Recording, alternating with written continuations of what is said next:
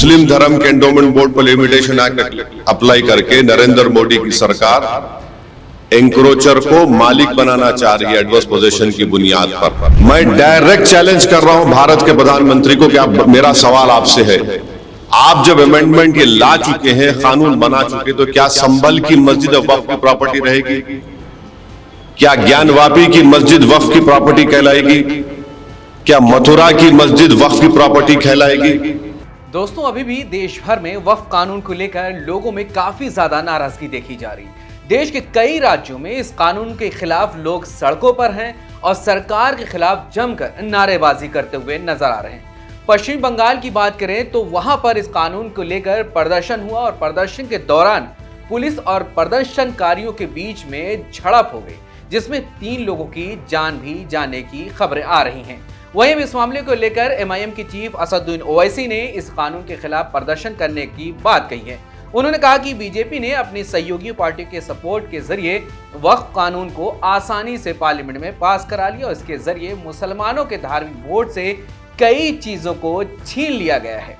BJP और NDA के supporting parties, चाहे वो टीडीपी हो, जेडीयू की नीतीश कुमार हो, चंद्रबाबू नायडू हो, चिराग पासवान हो, जयंत चौधरी हो, मांझी साहब हो या फिर कुमारस्वामी हो, तो इनकी सपोर्ट से बीजेपी ने एक काले कानून को बनाया है और ये इस बात को बताता है कि मुसलमानों पर बीजेपी उनको शक की निगाहों से देखती है।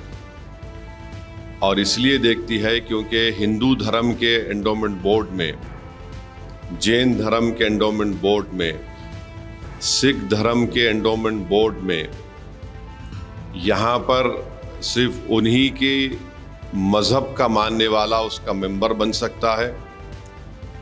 इन धर्म के बोर्डों में लिमिटेशन एक्ट अप्लाई नहीं होता। इन धर्मों में बाय यूसेज वो उस धर्म की प्रॉपर्टी बन सकती है और इन धर्म के बोर्डों में दूसरे धर्म के मानने वाला भी उनको अपनी प्रॉपर्टी दे सकता है। ये तमाम चीज़ें इस अमेंडमेंट बिल के ज़रिए नरेंद्र मोदी की सरकार ने मुसलमानों के इस धर्म के बोर्ड से छीन ली है। हम हमारे इस देश के हिंदू भाइयों को ये बताना चाहेंगे, सिख भाइयों को बताना चाहेंगे और हमारे जैन भाइयों को बताना चाहेंगे कि जब आप अपने धर्म के बोर्ड में सिर्फ अपने ही धर्म के मानने वालों को मेंबर बना सकते हैं और दूसरे धर्म का नहीं बन सकता है, तो कैसे मुस्लिम धर्म का ये वक्फ बोर्ड, जो एक प्योर रिलीजियस इंस्टीट्यूशन है वक्फ बोर्ड, उसमें कैसे मोदी सरकार दूसरे धर्म के लोगों को मैंडेटरी 2 लोगों को बनाने का एक प्रोविजन रखती है? और जब आपके पास लिमिटेशन एक्ट अप्लाई नहीं होता है, जिसके ज़रिए से अगर हिंदू एंडोमेंट बोर्ड की प्रॉपर्टी पर, जैन धर्म की प्रॉपर्टी के ऊपर, गुरुद्वारा प्रबंधक कमेटी के प्रॉपर्टी के ऊपर अगर कोई नाजायज़ कब्जा करता है तो उसको आप कभी भी निकाल सकते हैं। वो मुस्लिम धर्म के एंडोमेंट बोर्ड पर लिमिटेशन एक्ट अप्लाई करके नरेंद्र मोदी की सरकार एंक्रोचर को मालिक बनाना चाह रही है एडवर्स पोजीशन की बुनियाद पर। उन्होंने पीएम मोदी को चैलेंज करते हुए कहा है कि मैं भारत के प्रधानमंत्री नरेंद्र मोदी को चैलेंज करता हूं कि वो बताएं, वक्फ कानून बनने के बाद क्या संभल की मस्जिद, ज्ञानवापी मस्जिद और मथुरा की मस्जिद वक्फ की प्रॉपर्टी रहेगी या नहीं रहेगी। आर्टिकल 26 के तहत हर रिलीजियस डिनोमिनेशन को अपने रिलीजियस चैरिटेबल ऑर्गेनाइजेशन बनाने का इख्तियार मिलता है, उसको एडमिनिस्टर करने का इख्तियार मिलता है और मूवेबल और इमूवेबल प्रॉपर्टीज़ को हासिल करने का इख्तियार मिलता है। ये मुसलमानों से छीना जा रहा है और आपको मैं बार बार समझा रहा हूँ कि इस मुस्लिम धर्म के इस बोर्ड में जो अमेंडमेंट्स नरेंद्र मोदी की सरकार ने और चंद्रबाबू नायडू, नीतीश कुमार, चिराग पासवान, जयंत चौधरी, मांझी साहब ने और कुमारस्वामी ने किया है, उसमें सेक्शन 3D आप पढ़िए।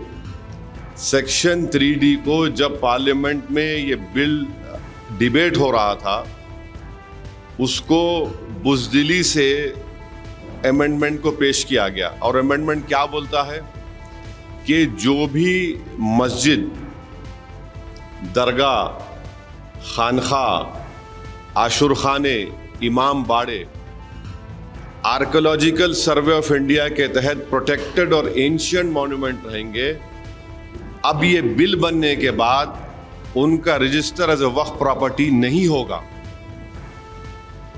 अब आप मेरे को बताइए, सच्चर कमेटी में 180 प्रॉपर्टीज, जो सच्चर कमेटी ने, आप उसके लास्ट पेजेस देखिए, आखिरी के 8-10 पेजेस में 180 प्रॉपर्टी सच्चर कमेटी ने कहा कि एएसआई के इलीगल ऑक्यूपेशन में है।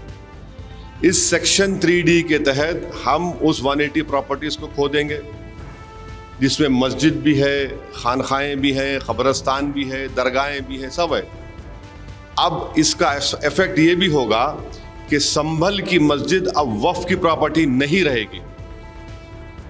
मैं डायरेक्ट चैलेंज कर रहा हूं भारत के प्रधानमंत्री को कि आप, मेरा सवाल आपसे है, आप जब अमेंडमेंट ये ला चुके हैं, कानून बना चुके, तो क्या संभल की मस्जिद अब वक्फ की प्रॉपर्टी रहेगी? क्या ज्ञानवापी की मस्जिद वक्फ की प्रॉपर्टी कहलाएगी? क्या मथुरा की मस्जिद वक्फ की प्रॉपर्टी कहलाएगी? दोस्तों, असदुद्दीन ओवैसी शुरू से ही वक्फ कानून के खिलाफ रहे हैं। उन्होंने तो पार्लियामेंट में इस बिल की कॉपी फाड़कर कड़ा विरोध किया था। उन्होंने सदन में मोदी सरकार पर तीखा हमला भी बोला था। उन्होंने इस बिल को मुसलमानों के धार्मिक, सामाजिक और आर्थिक अधिकारों पर सीधा हमला करार दिया था और इसे संविधान के आर्टिकल 14, 25 और 26 का उल्लंघन बताया था और कहा कि इसका मकसद सिर्फ और सिर्फ मुसलमानों को जलील करना है। दोस्तों, इस बारे में आप क्या सोचते हैं? आपकी क्या राय है? कमेंट करके हमें जरूर बताएं।